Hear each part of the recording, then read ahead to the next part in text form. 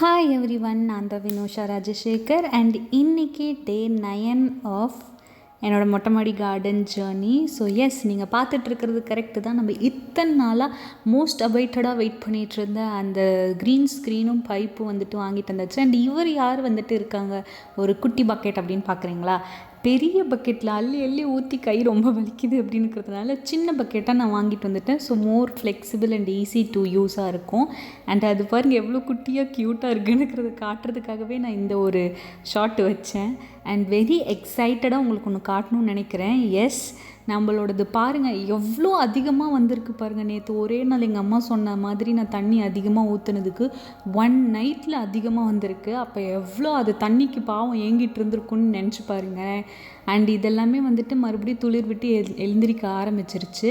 And இந்த இடத்துல வந்து நிறையா குட்டி குட்டியாக தெரிய ஆரம்பிக்குது இல்லை, அதெல்லாமே வந்துட்டு நான் பயிரிட்ட கீரை கிடையாதான், வேறு ஏதோ ஒரு கீரை பட் அப்படின்னு சொன்னாங்க. பட் கீரை தான் அப்படின்னு சொல்லியிருக்காங்க எல்லாருமே. ஸோ எஸ், நம்ம வந்துட்டு ஒரு நல்ல ஒரு இம்ப்ரூவ்மெண்ட் கொடுத்துருக்குறோம் ஃபர்ஸ்ட்டு நாள்லேருந்து இப்போ ஒரு 9th டே வரைக்குமே. அண்ட் அம்மா சொன்ன மாதிரி நான் இப்போ வந்துட்டு நிறையா தண்ணி ஊற்ற ஆரம்பிச்சிட்டேன். அதனால வந்துட்டு நோ இஷ்யூஸ். நல்லா பாருங்கள், அந்த குட்டி பக்கெட்டை வச்சு அழகாக குட்டி குட்டியாக ஊற்ற ஆரம்பிச்சிட்டேன். லிட்ரலாக பொதுவாக முன்னெல்லாம் வந்துட்டு ஒரு 1/2 அன் ஹவரில் முடிக்கிற வேலையை இப்போ வந்துட்டு 1 hour 1.5 hours எடுக்குது.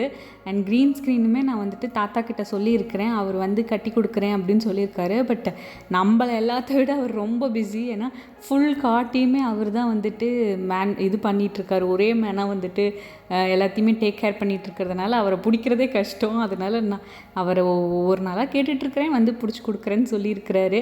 நம்ம தண்ணியெல்லாம் ஊற்றிட்டு இன்றைக்கான டாஸ்க்கை முடிச்சுக்கலாம்.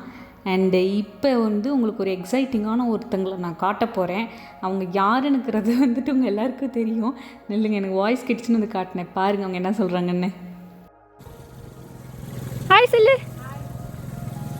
Good girl.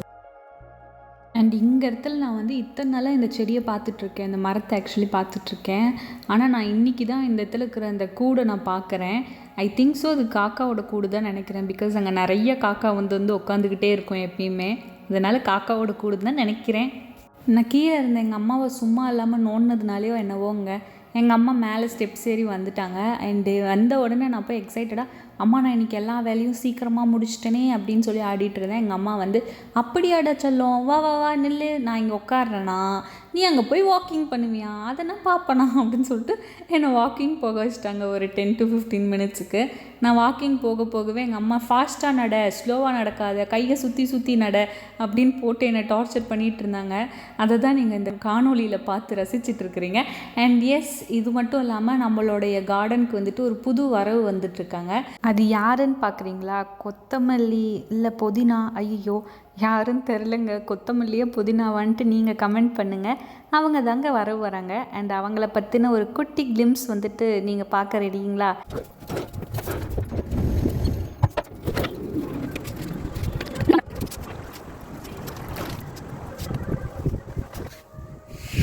மூணு எடுக்கணுமா? இப்போ இந்த வேர் பகுதி தான் கீழே வச்சுருக்காங்க. இது கொஞ்சம் இதாக இருக்குது.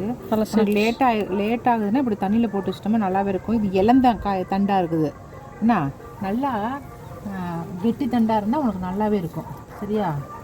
இப்படி வச்சு மூடிடும். ஒரு 3-4 ஒட்டுக்காக போட்டு இப்படி தண்டை வச்சுருவாங்க. இது கொஞ்சம் இளந்தண்டாக போச்சு. தண்டு வந்து நல்லா மொத்த தண்டாக இருக்கணும். அவ்வளோதான் வேணும். காஞ்சி பண்ணலாம் எடுத்து தெரிஞ்சுக்கிட்டு கொஞ்சம் இருக்கிறத மட்டும் வருதான்னு பார்க்கலாம். அவ்வளோதானா? சின்ன தொட்டி இருந்தால் கூட புதுதான் வளர்த்துக்கலாம். டன். அவ்வளோதாங்க, இன்னைக்கான வீடியோ முடிஞ்சிருச்சு. நாளைக்கு மீண்டும் பார்க்கலாம். பை.